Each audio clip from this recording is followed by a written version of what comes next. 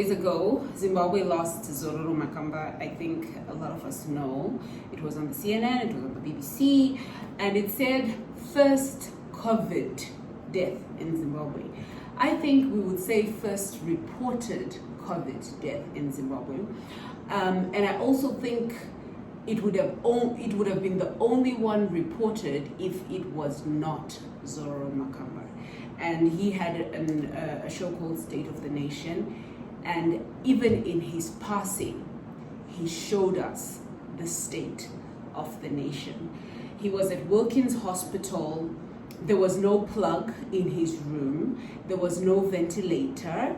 There was no running water. There was no toilet. If the report from his brother is what's to go by, he literally suffocated to death. And now, I don't think he's an isolated case in Zimbabwe. I just think he's a reported case in Zimbabwe. Guys, stay at home. If you've got no business going anywhere, another weekend is befalling us. Stay at home until we flatten the curve.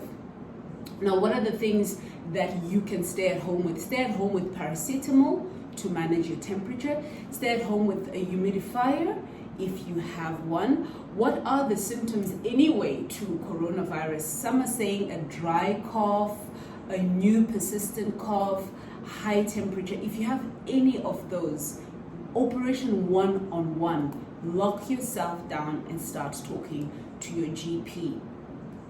If you have a temperature of over 38 degrees, take some paracetamol. Now, I don't know, I haven't gathered the information on how people get tested. It looks like at the moment, only government officials and the affluent are getting tested, but I don't know how else everybody else is getting tested. So look, guys, what I learned from the whole Zororo Makamba thing was, even he who could phone the president directly, there was no hope.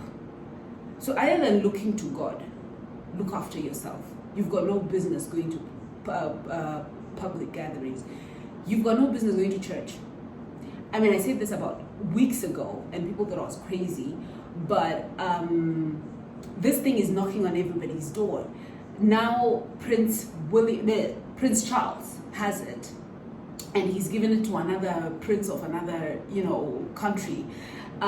It's no respect of title. It's no respect of, So just literally stay at home, guys. Wash your hands. Vitamin C. Have your paracetamol. You really don't need to be hogging groceries because people can be going out to get things that they need to get. And by the time the whole world is a lot, because at the moment, New York is about to go on a lockdown, Italy lockdown, England has gone on a lockdown, India lockdown. And if your country is not locking you down, lock yourself down. Because we just don't know. Like my brother said in one of his tweets, some people are thinking, oh, I don't have underlying conditions, but how do you know?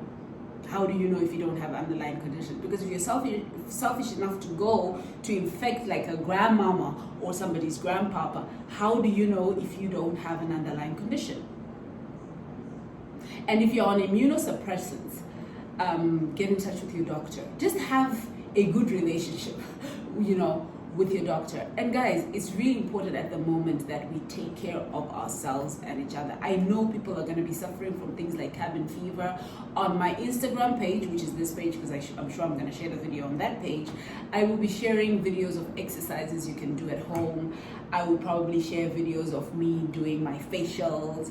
I will probably share videos of me baking cake. I don't know, just find something to do. And I think it's also an opportunity for you to go within, because we have been living without for such a long time. We have been living for likes on Instagram. You post something because you want it to trend, or you want it to go viral, or you want so many likes. We've literally been living on other people's opinion without. And I think now is that opportunity for you to go within and really ask yourself questions. I was having a conversation with a friend of mine, Emmanuel, today, and I said to him, let's just say God comes by and says, you know what, Emmanuel or Makosi, I'm about to wipe up the world, but I'm only keeping people with a very strong why.